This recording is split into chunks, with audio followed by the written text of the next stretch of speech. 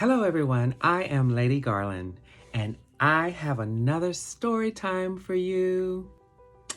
Okay, so this one I know you all are not going to be ready for, but that's okay. That's okay. I'm telling it anyway. So maybe you need to listen to it later, or you listen to it, get it over with, and maybe you'll understand it later. So maybe some of you know that I'm transgender. Maybe some of you don't, but I am.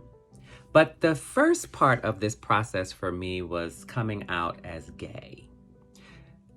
I'm a child of the 70s. I had none of this information that we have today. And so it took me quite a bit of time to get to a place where I truly understood that I am transgender. With that said, when I was in high school, I was 18, and I got a message from someone in my family, and I knew that they wanted to talk about my sexuality. I was always very feminine, so, a little boy frolicking around in women's clothing and super feminine already. It was kind of clear that was something going on with me, right? So I guess there was a part of me that wanted to get it over with, wanted to talk about it out loud. So I went to their house, and they basically told me that if I did not rid myself of this demon of femininity, that I was going to hell. Yes, like that. So imagine my 18-year-old self was like, ooh, hell, I don't want to go to hell. So what do I do to avert this fate? So I was prayed upon, and I felt a little bit clear after everything was said and done, because it was like, oh, it's out. If I'm honest with my 18-year-old self, I knew that nothing had changed, nothing had shifted. And that proved to be so as I was trying to go to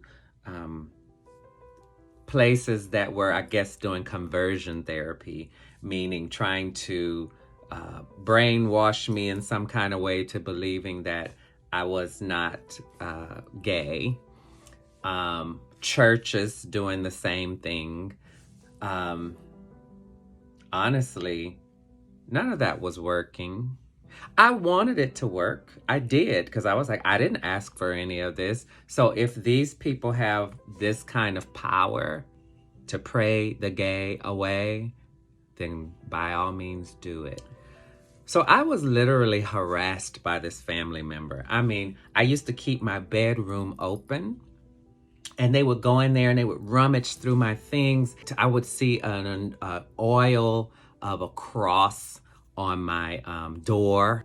I don't know what they were looking for, but I guess they were praying over my things.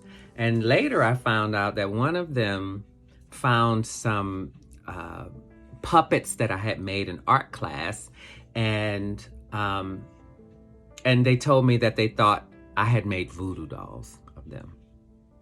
Yes. I probably should have.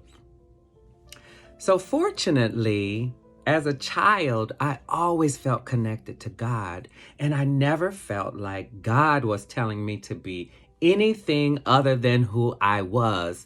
But can you imagine the pressure from people who you were learning from and who you looked up to, telling you that who you are is wrong? What else am I supposed to do but try to listen to what they said and believe that they're right and I'm wrong? So I tried.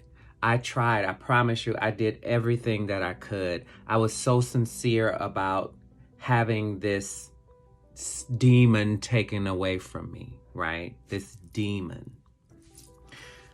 But after a period of time and them backing me into the wall and me being certain that who I was okay, I had to fight back. I started fighting back with all of the will that I had in my body. And then I was fortunate that I had mentors that told me that I was okay.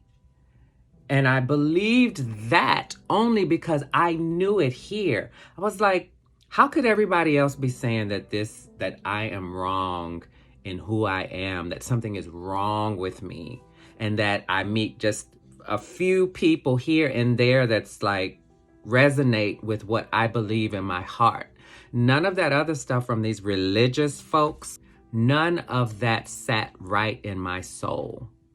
I believed God wanted me to be happy, and I believed that God wanted me to be authentic. Anything else outside of that was not going to work for me, and I knew it in my bones.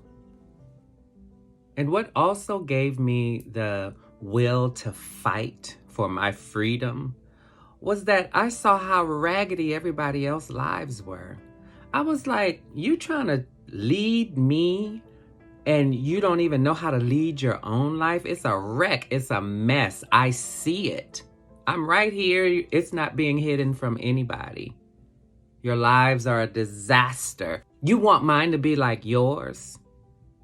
No, there's another plan for me. So that was motivation enough for me to fight for my life and to be my authentic self when everyone seemed to be against me. Listen, I don't like being bullied, and I don't like seeing others being bullied. And I specifically get heated when people are being bullied by religion. I have friends who are well into their adult years who are still being bullied by religion.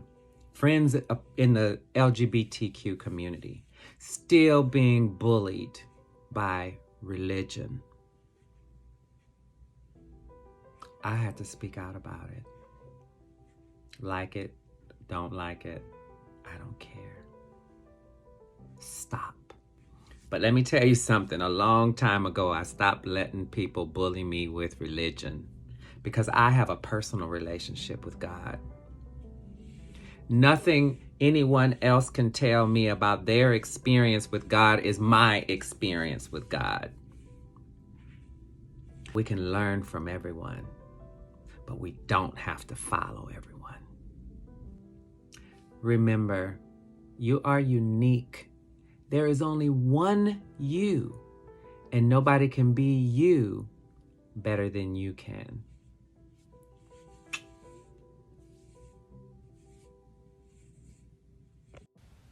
For more of my stories, purchase a copy of my book on Amazon.com.